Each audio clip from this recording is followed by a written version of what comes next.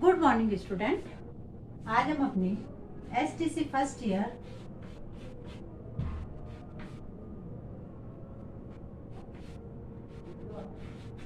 इसमें कला शिक्षा इसके अंतर्गत हमने नाटक करने की जो विधाएं हैं उस नाटक करने की विधाओं के बारे में अध्ययन किया। उसके बाद हमने नाटक के जो अंश है उन नाटक के अंश के बारे में अध्ययन किया। अब आज जो हमारा प्रकरण है प्रदर्शनकारी कला के अंतर्गत आज का हमारा प्रकरण है कि रंगमंच पर जो रंगमंच जो होता है उस रंगमंच के माध्यम से हम बालकों में कौन कौन से कौशलों का विकास कर सकते हैं। यूनिट अपनी फोर्थ है प्रदर्शनकारी कलाएं।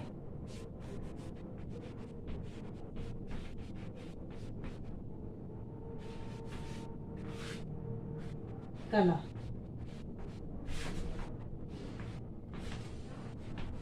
इसमें रंगमंच के माध्यम से हम विद्यार्थियों में कौन कौन से कौशल का विकास कर सकते हैं। इसमें जैसे सबसे पहले हम इसके माध्यम से विद्यार्थियों में कल्पना करना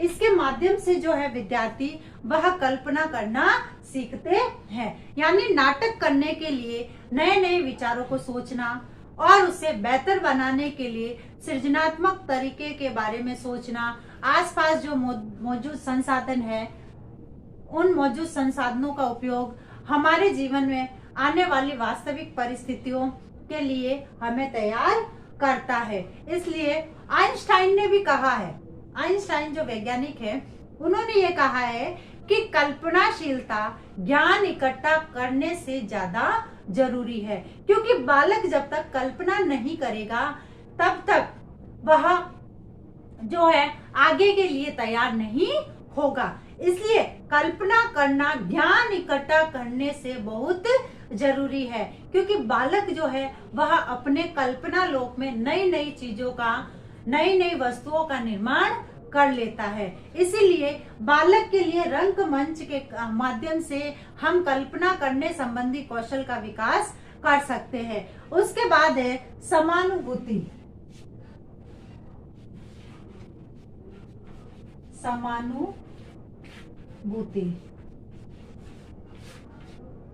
अब दूसरा जो कौशल है वह नाटक करते समय जो अलग अलग समय की अलग अलग संस्कृति होती है, लोगों की जिंदगी जीते रहते हैं, जैसे नेगेटिव रोल पॉजिटिव रोल, ये जो अलग अलग जिंदगियां होती है इनको जीते रहते हैं, उसे करीब से जानते हुए परिस्थितियों को समझ लेते हैं। इसे समाज के विभिन्न लोगों के प्रति संवेदनशीलता, संवेदना, ये सब जो कौशल है ये सब विकसित होते हैं। तो यानी रंगमंच के माध्यम से हम विद्यार्थियों में समानता के भावों की अनुभूति करवा सकते हैं। फिर है सहयोगात्मक रवैया। तीसरा है सहयोगात्मक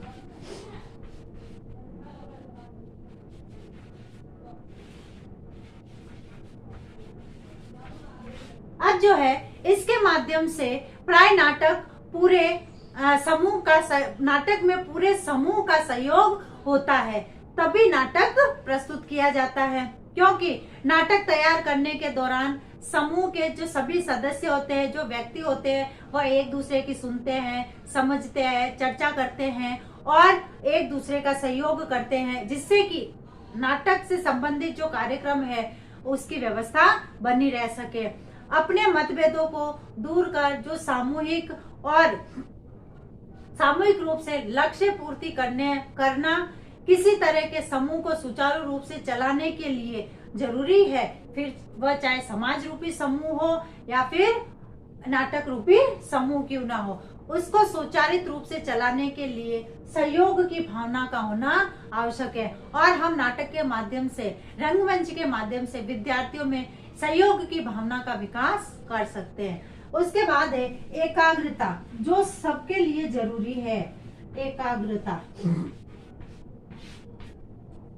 अब एकाग्रता जो है वह नाटक तैयार करने के दौरान जो मस्तिष्क है, शरीरांग है, शरीर के जो अंग है और आवाज है, उनको केंद्रित करने में मदद मिलती है। अपने भाव को नियंत्रित करना, जिसका लाभप्रद दूसरे विषय में भी हमें आगे जीवन में होता है और हमारे जीवन पर भी पड़ता है। क्योंकि जब हम नाटक के डायलॉग सुनते हैं या तैयार करते हैं, अभिनय करते हैं, तो उस समय हमें एकाग्र होकर हमारे जो डायलॉग है उनको याद करना होता है। हमारे जो शरीर के अंग है वह किस प्रकार से हम हमारी भावनाएं उसके माध्यम से प्रकट करते हैं। तो नाटक के माध्यम से हम विद्यार्थियों में एकाग्रता की भावना का विकास कर सकते हैं, जिससे कि उनको आगे चलकर अन्य विषय में भी सहायता मिलती है। फिर है संप्रेषण कौशल।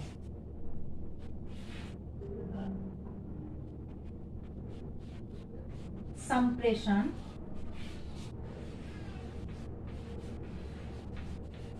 कौशल, संप्रेषण यानी कम्युनिकेशन या बातचीत करने संबंधी जो कौशल है उसका विकास किया जा सकता है। यानी नाटक विचारों की मौखिक और मूक अभिव्यक्ति को बढ़ावा देता है। अपनी आवाज को दूर तक पहुंचाना, क्योंकि नाटक के माध्यम से व्यक्ति क्या करता है, अपनी आवाज को दूर तक पहुंचाता है और शब्दों का उच्च एवं साफ उच्चारण करना, धारा प्रवाह भाषा का प्रयोग कर पाना, कहाँ रुकना है, कहाँ बोलना है, शुद्ध बोलना है, इस प्रकार से स्थिति, स्थान एवं व्यक्ति विशेष के अनुसार भाषा का उचित प्रयोग कर पाना, सब नाटक सिखाता है। सही बात है।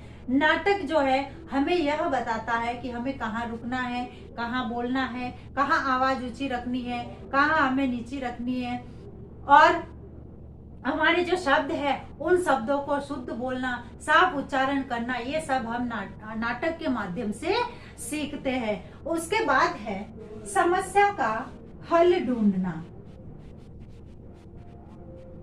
समस्या का हल ढूंढना, यानी नाटक के माध्यम से हम विभिन्न प्रकार की जो समस्याएं हैं उन समस्याओं का हल ढूंढने में सक्षम होते हैं। नाटक करते समय हम ये सीखते हैं कि कोई भी समस्या कैसे और कब किसके सामने रखनी है, किसी समस्या का तत्कालिक प्रदर्शन करना है, उस समस्या के समाधान हेतु उचित प्रतिक्रिया देना जिंदगी को बेहतर अनुकूल बनाने में मदद करता है। क्योंकि जब हम देखते हैं नाटकों में कि किस समय हमको बोलना है, किस समय समस्या प्रस्तुत करनी है, तो ये जो समस्याएं हैं हमें नाटक के माध्यम से हमारी जो समस्याओं का हल करना बताती हैं कि जीवन में हमें जो समस्या आती है उनको हम किस प्रकार से हल कर सकते हैं। फिर आता है मनोरंजन। नाटक जो है वह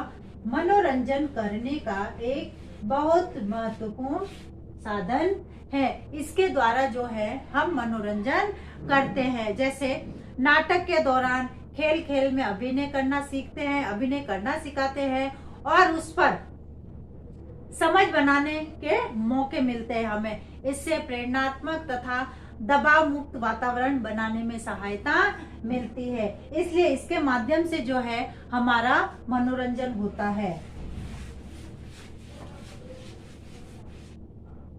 फिर है जैसे भावात्मक विकास। नाटक के माध्यम से भावात्मक विकास होता है, क्योंकि हम नाटक करते समय नाटक की तैयारी करते समय विभिन्न प्रकार की गतिविधियां करने हेतु सबको अपनी भावनाओं को व्यक्त करने का इसमें अवसर मिलता है, अपनी भावनाओं को बताने का अवसर मिलता है। इसलिए जो एक सुरक्षित और नियंत्रित वातावरण तैयार करता है, बिना द्वेष के, बिना किसी कलह के। इसलिए भावात्मक जो है नाटक के माध्यम से भावात्मक विकास हम विद्यार्थियों का कर सकते हैं, या आगे चलकर किसी भी असामाजिक व्यवहार को रोकने में हमारी मदद करती है। फिर आत्मा अनुशासन। इसके माध्यम से आत्मा अनुशासन, अब जो है नाटक के माध्यम से नाटक तैयार करते समय और प्रस्तुत करते समय करने वाले जो सामूहिक जिम्मेदारी होती है, इसके लिए जरूरी है कि वह भागीदारी स्वयं अनुशासन में रहकर करे। और नाटक हमें आत्म अनुशासन, स्वयं अनुशासित होने और आत्म अनुशासन के नाटक का मंचन लगभग असंभव है। यानी इसके माध्यम से हम जो है आत्म अनुशासन में ढलना सीखते हैं कि हमें स्वयं कैसे अनुशासित रहना है। फिर है भरोसा। नाटक के माध्यम से या रंगमंच के माध्यम से जब नाटक करते हैं तो एक दूसरे पर भरोसा करना सीखते हैं, क्योंकि सभी साथी जो है सभी साथी एक दूसरे पर भरोसा करते हैं, क्योंकि नाटक करना एक समूह और समूह का कार्य है। और जब तक समूह और साथियों का एक दूसरे का सहयोग नहीं होगा, भरोसा नहीं होगा, तब तक कोई समूह या जो साथी है वह सुचारू रूप से काम नहीं कर सकेंगे। उसके बाद है स्मरण शक्ति को सुदृढ़ होना। स्मरण शक्ति यानी जब हम डायलॉग याद करते हैं तो हमारी जो स्मरण शक्ति है वह सुदृढ़ होती है, और इस नाटक करते समय सिर्फ अपने ही नहीं अपितु अपने साथियों के भी संवाद याद हो जाते हैं। हम हमारे तो डायलॉग याद करते ही हैं, साथ ही साथ हमारे जो साथी है उनके डायलॉग भी हमें याद हो जाते हैं। मंच पर किस प्रकार कहाँ क्या होगा, कब संवाद बोलेंगे, किसको कहाँ खड़ा होना है, ये सब जो है याद हो जाते हैं। इससे कि हमारी स्मरण शक्ति बढ़ जाती है। उसके बाद है सामाजिक जागरूकता।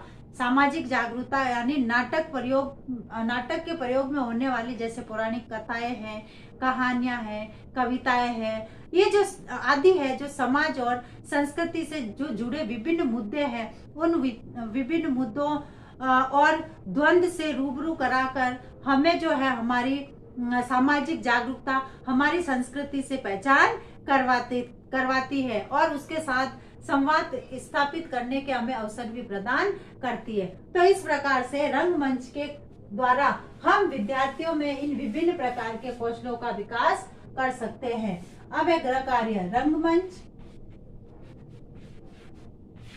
के द्वारा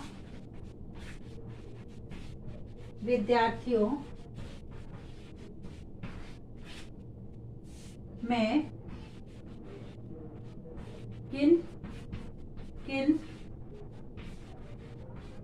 कौशलों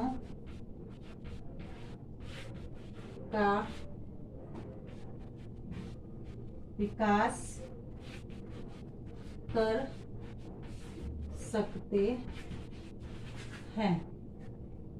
जैसे कि हम सभी जानते हैं कि कोरोना जैसी महामारी भयंकर रूप से फैल रही है तथा इससे बचाव है तो हमें उपाय करने हैं, हाथों को सैनिटाइज करना, मुंह पर मास्क लगाना, सोशल डिस्टेंस का ध्यान रखना और भीड़ भाड़ वाली जगह पे नहीं जाना, अनावश्यक रूप से घर से बाहर नहीं निकलना। इन छोटी छोटी सावधानियों और उपायों द्वारा हम कोरोना जैसी महामारी से निजात पा सकते हैं। स्वस्थ रहे, सुरक्षित रहे। धन्यवाद।